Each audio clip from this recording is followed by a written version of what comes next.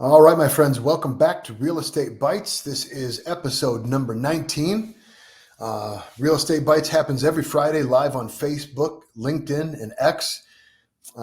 We bring to you local real estate statistics from Lorain County and talk about the industry. We try to pull back the curtain on some things, give you guys some information that wouldn't readily be available to you about real estate and real estate sales.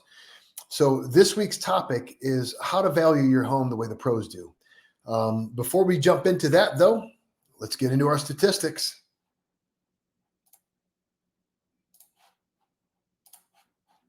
All right. So for this last week, and in here today on the 8th, again, these statistics all come from the local MLS.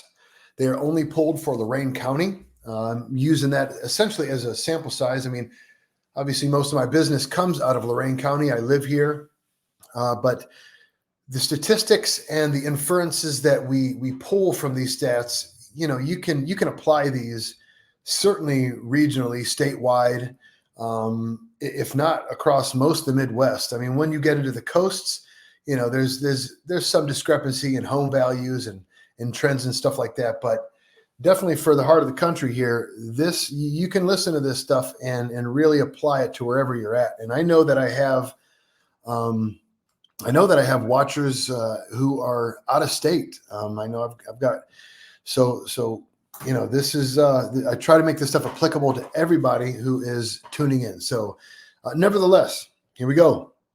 There are currently 417 houses on the market in Lorain County. Again, those are condos and single-family houses. This past week, there were 68 closings, up from 55 the week prior. However, the median home value decreased from $260,000 to $185,000. Our average square foot price was $142.32. So you can see that was not a whole lot off of the square foot price the preceding week. So what that tells me is that basically, it's just a bunch of smaller houses that got sold this past week. Now, this next stat line might explain some of it. Approximately a third of all home sales last week happened in the city of Elyria. 23 of 68 happened in the city of Elyria. The lowest value of the week was in the city of Lorain, and the highest value of the week was in the city of Avon. So let's go ahead and take a look at that house in the city of Avon. There we go. This is in Via St. Angelo in Red Tail Golf Community in the city of Avon. Beautiful brick facade colonial. You can see pictures there of the golf community. It's everything you might expect in a $590,000 home. Approximately 2,700 square feet in an unfinished basement, but a very beautiful architecture, a beautiful open concept space. I love the double-sided fireplace. That is a feature that I find super duper attractive, where you can sit in the living room as well as the kitchen and see the fireside cook away.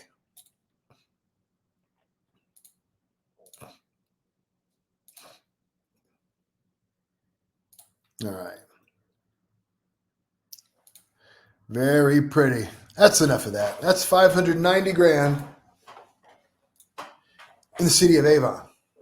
Okay. Back into our statistics.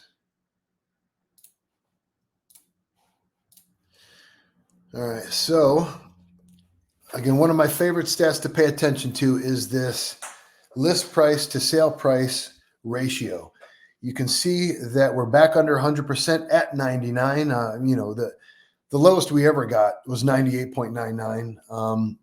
It appears that from now on, I'm only going to be reporting this number in whole numbers, because the way that the MLS, who recently went under some substantial changes in how they present information to us agents, they're only reporting this number in whole numbers. So no more decimals and partial numbers, but 99%, we're back under 100, which sort of, as you can see, was a trend line. I mean, we were above 100% list price to sale price ratio more often than not up through the first 10 weeks or so. And then over these past, what was it, 7 weeks, we've only been over 100% once. So again, this tells me that prices are flatlining. They are not appreciating anymore, but nor are they declining. We have found some sort of equilibrium then between supply and demand. You can see this next stat line is the average days on market, 53 days on market on average this past week. That the market for a 30-year conventional note opened at 7.05%. That is the lowest that we've seen since I started this program here 19 weeks ago. So, we capped out around 8 in October, and it's steadily sort of come down since then. Now we're back around 7%. If you're looking at FHA or a 15-year note versus 30, you're around 6.5% right now. So the interest rates are improving. And I read an article recently that mortgage applications have begun to come up again. So people are feeling a little more secure going after a home as they've watched these interest rates come down and hover around 7%. All right. That is it for this week's statistics. This is going to be a short one this week, guys. What I want to show to you is how to go about finding a home value. Obviously, one of the questions I ask people when I go to a listing appointment is, what do they think the value of their home is? And, you get all kinds of answers. I mean, more often than not, especially in the way the market's been the past few years, people tend to overvalue their home. They think that they can look at list prices in their neighborhood and that is what their home is worth. They make a very subjective evaluation between their home and the home down the street. And everyone believes their home is better than the one down the street. And, most often than not, I see people who want to overvalue their home. Very, very rarely I'll find people who have grossly undervalued their home. And it's always nice to give those folks the good news. And on occasion, you get people who are spot on, right? So how do you sit at home without access to all the data that we agents have and come up with a realistic valuation of your home? Whether you're looking at just for comparison's sake, or whether you're considering, selling and you might want to have an idea, or where you're considering going for maybe a home equity loan or something like that, and you want to get a good idea as to what kind of equity you might possibly have in your home, I'm going to show you how to do it right now, okay? So we're going to go to Zillow. I wanted to use Realtor.com because I'm not a fan of blood-sucking vampire Zillow. But the reality is this: it is the number one platform that people use to look for homes. And number two, to be quite honest, the tools that I'm about to show you how to use are better than Realtor.com. Realtors used to be very similar, but they recently changed it, and it's a little more clunky and not as accurate as what Zillow offers. So we'll go on in here to Zillow. So if you want to get a good idea what the value of your home is, do not walk down the street and ask Bob what he sold his house for, or what he's under contract for, because Bob is likely to not tell you the truth. I've had this conversation so many times where I walk up to a homeowner, they're talking about selling, and they say, well, Bob sold his house for $350,000, so I should be able to get at least that. And I go look up the records, and Bob listed for about $350,000, but he sold for $315,000. Okay. Lots of discrepancies. Your neighbors are going to tend to try to paint the very best picture for themselves to you that they possibly can. So this is a way that you can, find out what Bob sold his house for. If it's under contract and it's not closed yet, you're not going to be able to see that here. And agents are not going to give up that information just in case the deal falls apart. But if the house is already sold and title has already transferred, this is how you can go about finding that information. You can also use this if you are looking to buy in a certain area and you want to see what current market values are. Okay, I'll get you into this. So here in Zillow, you want to go to this buy tab, okay? And you're going to come down here. for recent home sales. Okay. Now let's say that you live in a 2,000 square foot colonial in North Ridgeville, Ohio, with an unfinished basement. You've got 3 beds and 2.5 baths, and you want to find out what the value of your home is. The way us agents and subsequently appraisers, and while we're going to use a little more data than what I show you, and appraisers are going to go way deeper than what I show you, this is generally how we are going to find out the value of your home. You want to look up homes that are very similar to yours that have been sold recently. The closer to your house you can find, the more similar the makeup of a neighborhood you can find, the better. So again, you got this 2,000 square foot colonial in North Ridgeville. Obviously, the first thing you want to do is type in the location, right?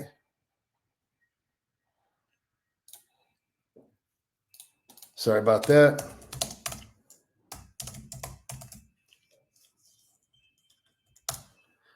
All right. So there's North Ridgeville. The next thing you want to do, don't worry about price. We'll find that out here in a bit. But you're looking up, you have a 3-bedroom, right? 2.5 bath. So there's 3+ bedrooms, 2+ bathrooms. We're going to apply that filter. Home type, right? So yours is a house. It's not a townhome, multifamily, condo, et cetera, et cetera. So you're going to deselect all of these options, okay? You're going to apply it. And you can see every time we do this, it's going to winnow down a little bit more. All right, more. Go into here. So we said the square footage of your house was 2,000 square foot. So we want to give or take, about 15 to 20%. So we're going to set our minimum here at 1,750 and our max at 2,250.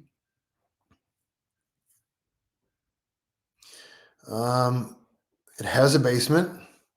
It was unfinished, right? A lot of this stuff, you can select these, you can get as specific as you want, but I mean, let's be honest, a lot of these are going to be very similar. Most colonials, 2,000 square foot, 3-2, right?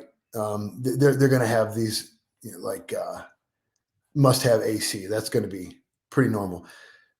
Waterfront, well, that doesn't even apply in the city of North Ridgeville. So, we're sold in the last. So 6 months is kind of where you begin.